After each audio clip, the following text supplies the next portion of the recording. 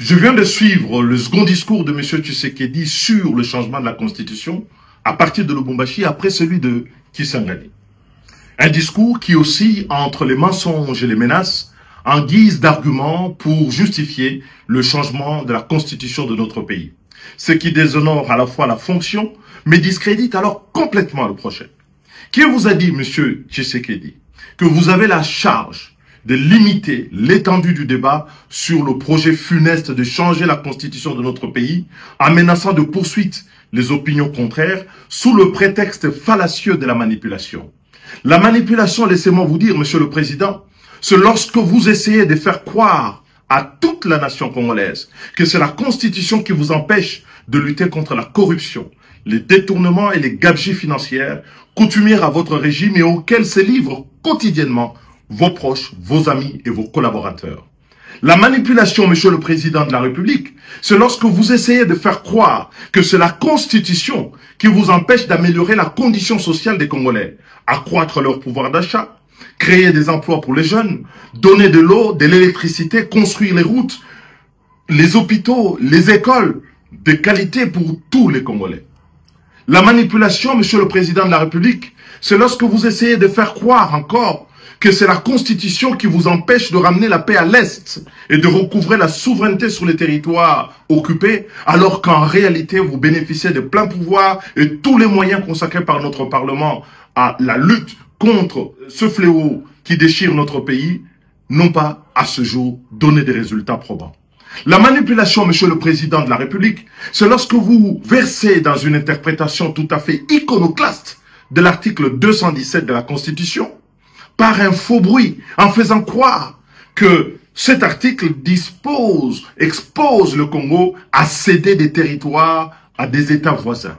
Sinon, M. Etienne Tshisekedi, dont vous portez fièrement le nom, n'aurait pas proposé la même disposition à l'article 69 de la Constitution du 24 juin 1967, dont il était co-rédacteur sous la Deuxième République avec le président Mobutu. La manipulation, Monsieur le Président de la République, c'est lorsque vous inoculez la peur dans la population au lieu de la rassurer, alors que vous consacrez l'essentiel de vos déplacements à l'étranger, alors que vous dirigez un gouvernement dont la survie tient en partie de la solidarité internationale, à l'exemple du dernier accord que vous venez de signer avec le Fonds monétaire international.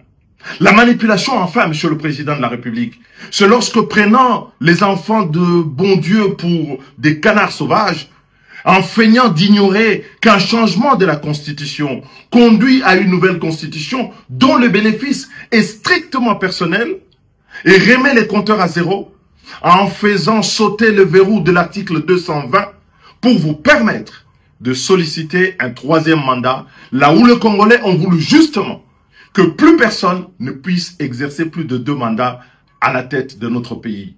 La manipulation, c'est ce bénéfice personnel que vous recherchez et contre lequel tous les défenseurs de la Constitution se battent, à savoir limiter le nombre de mandats du président de la République et que le nombre de mandats du président de la République ne doit plus dépendre du bon vouloir du prince, mais de la loi, la Constitution, le pacte républicain, à savoir l'article 220.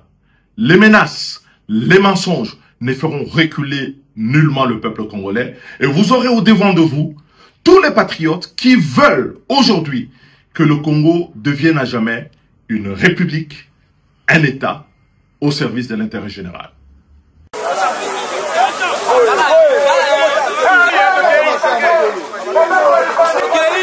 Si nous avons eu la force de combattre Joseph Kabila avec Félix Tshisekedi et l'UDPS d'ailleurs, pour qu'il ne puisse pas avoir un troisième mandat, nous n'allons avoir ni peur ni de réserve à combattre à plus forte raison Félix Tshisekedi qui veut se donner un troisième mandat, modifier la Constitution, lui qui fait pire que Joseph Kabila de ce point de vue.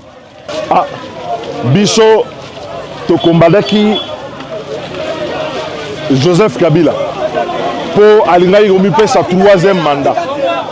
Lelo Tshisekedi Alinga Zongela Nzela wana alors que de leko wana to bundisaki Kabila biso banso longo abosani manso wana pour pouvoir eza bongo mais yango tolobi lelo toko hésiter te ata moke ya ko sensibiliser population lokola toko sala pote population bateleme likambo ya changement ya constitution ya 3e mandat ya Félix Tshisekedi toboyi yango pesoko tuni bato na pasi bako vivre lelo eza na mon côté à ce pelete Tshisekedi asala 3e mandat to pe ba bongola mobeko likodi toboyi yango.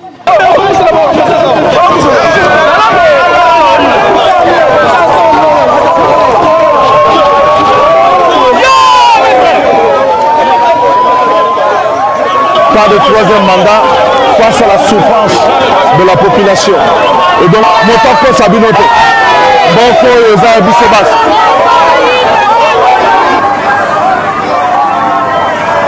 Tous les désordres que vous voyez ici, aujourd'hui dans le parti, même les Rwandais est derrière ces désordres ici. Je vous dis que même les Rwandais sont derrière.